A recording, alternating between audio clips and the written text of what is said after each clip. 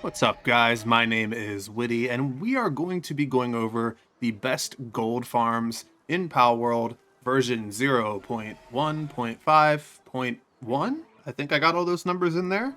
And there are a couple methods that we're going to be going over today. My favorite is going to be the first one, but this is mostly meant to inspire you guys to do what sounds fun or best to you. We're just here to touch base with all of them and see what you guys think as my screen rips apart in the background because of this night mod that I'm using. But anyways, let's go ahead and jump straight into looking at this monstrosity of a farming setup back here. The perfect time to look because all of these guys are sleeping. This is a giant berry farm, if you can't tell. And the reason we're farming berries is because we're going to cook them for baked berries and sell them for 10 gold coins each. Now, you may not have an entire base to dedicate to this like I did for this example. And if that's the case, that's perfectly fine. You can do this by just stacking a couple farms like this or just regularly placing them in your main base and having one farming pal, one water pal, just kind of committed to them passively. And you'll start to rack up berries slowly but surely, and it's just passive income pretty much. Now, this is taking it to an extreme of some kind that you definitely don't have to do. We are pushing somewhere in the realm of 5 to 10,000 berries per hour. Now, thankfully, I have left this on overnight just to test some things for obvious reasons. None of these pals, including Hellzephyr, Jormuntide Ignis, Lylene, none of them got caught at all in the 7.5 to 8 hours that I slept last night. Nor have they gotten caught for the last 4 or 5 that I have been on the game. So I feel pretty comfortable calling a layout that looks like this essentially impossible for your pals to get stuck. Without further ado, we're going to talk about how I have things set up here just a little bit. Essentially, there's 27 berry plantations here. There are 9 columns of 3 high. We obviously have 15 of the fluffy pal beds over here. And these are just to increase sanity a little.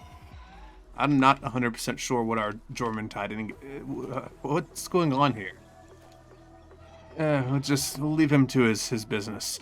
We have the saunas and the springs for the same reason. We want to keep sanity in a good place. We're using, I believe, salads for food as well, so that's going to make sure that the sanity stays up, the work speed's increased most times. We're doing good. We have our beautiful little Rayhound and Foxicle taking care of the electric bill and keeping all of our berries cold. Our electric kitchens are just outside of this little house here. And to give you an idea of what's in this little house, it's just this stuff. It's nothing crazy. We have the water fountain, the silo, and the flowers to essentially increase the production of everything we're doing in this base. I also threw a bed in here with a light because, if I needed to sleep or something, it was just a thing. Other than that, the setup is pretty self-explanatory. There's really nothing else to talk about. So we will dive into the actual pals that we are using. Now, these are not min-maxed perfectly, but they're pretty close. The best planting pal in the game is going to be Lylene, and we are running 5 of them with the maximum work speed traits available. And this is simply because work speed does affect the planting process. So obviously, we want all the work speed we can get. We are currently running 3 Jormuntides with the exact same setup, and it is for the exact same reason. Now you will notice that I haven't actually used the Statue of Power to give these guys that plus 30% work speed yet. I didn't have enough souls to do it for all of them, so I didn't bother doing it for any of them, because if I'm honest, this thing has produced so many berries that I probably won't even keep it after this video. So, it wasn't worth the investment. I am using Hellzephyrs for transporting for, in my opinion, the best possible option, because not only do they transport throughout the night, outside of that, there is only one choice if you can fit him in your base as far as a kindling pal goes, and that is, of course, Jormuntide Ignis. Our Rayhound is, of course, level 3 electricity. You can get by with level 1, to be completely honest. You could use just like a Jolt Hog here, but Rayhound is cool, and we had one, so we threw him in there. Foxicle is just my personal preference as far as an ice pal goes for the refrigerator. I think it's adorable, and I'm going to use it. And it does have level 3 cooling as well, which is great. So that is the base setup essentially for this farm. I have been producing around 5 to 10,000 berries per hour. It has varied because they take breaks, they go to sleep, they get in the pools, they do all these things, but thankfully, like I said, they don't get stuck, and that's a relief. So we're happy with the numbers because it is all passive, and we're just playing the game in the background while this stacks up. To give you an idea of just how profitable this is, though, that was 30,000 baked berries. Those would have taken somewhere in the realm of 3 to 6 hours to make. And as you can see, if we talk to the Wandering Merchant here, each stack is going to essentially profit us 100,000 gold coins. In 6 hours, or even 3, this really isn't good gold at all. It's completely passive, and it's something that can just be done while you're playing the game. And if we're being honest, look at how much gold I have from doing just nails. I have plenty of ammo. I don't need any more gold, and so there's no real reason to have to make 2 million of it an hour.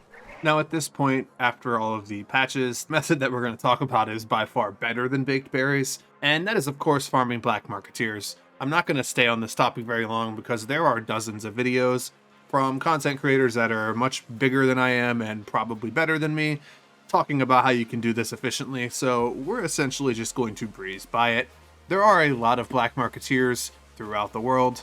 There will be a map on screen to show you where they are located. The one that I personally recommend going to is this guy right here, and this is just on the Eastern Wild Island. It is one of the respawn islands, and you can simply use this fast travel station, travel slightly southwest, kill the black marketeer, travel back towards this direction, and come right back. You don't actually have to leave the island at all.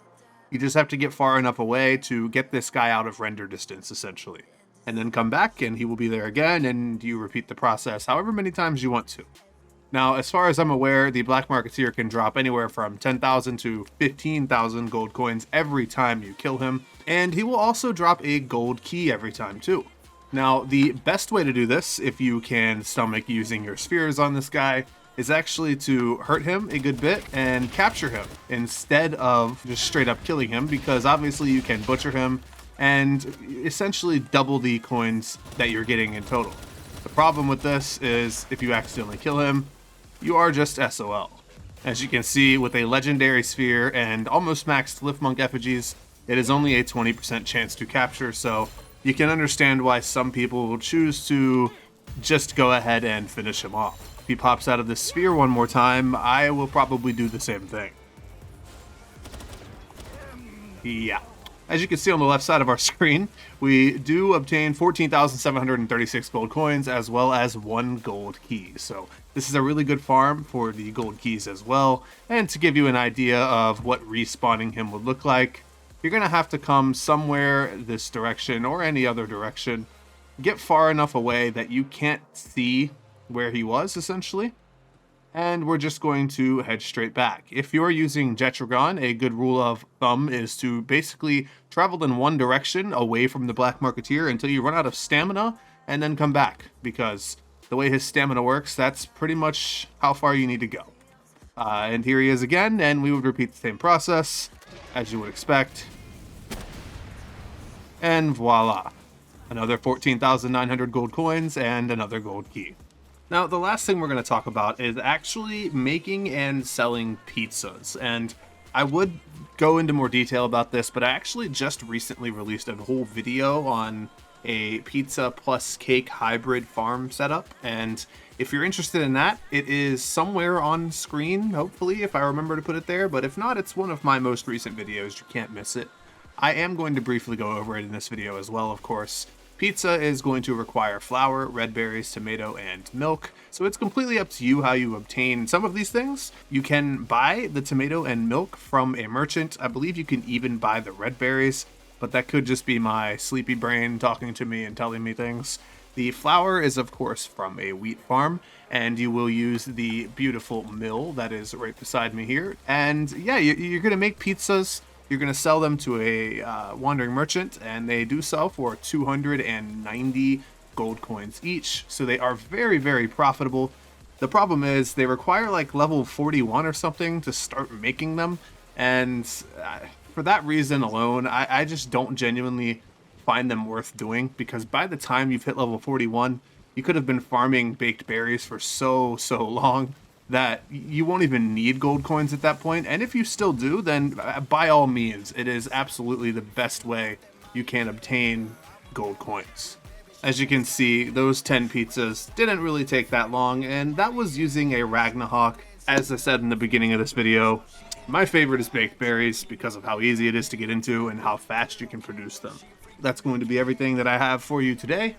I hope you were able to learn something, and I hope this helped in some capacity for somebody. I look forward to seeing you guys in the next ones.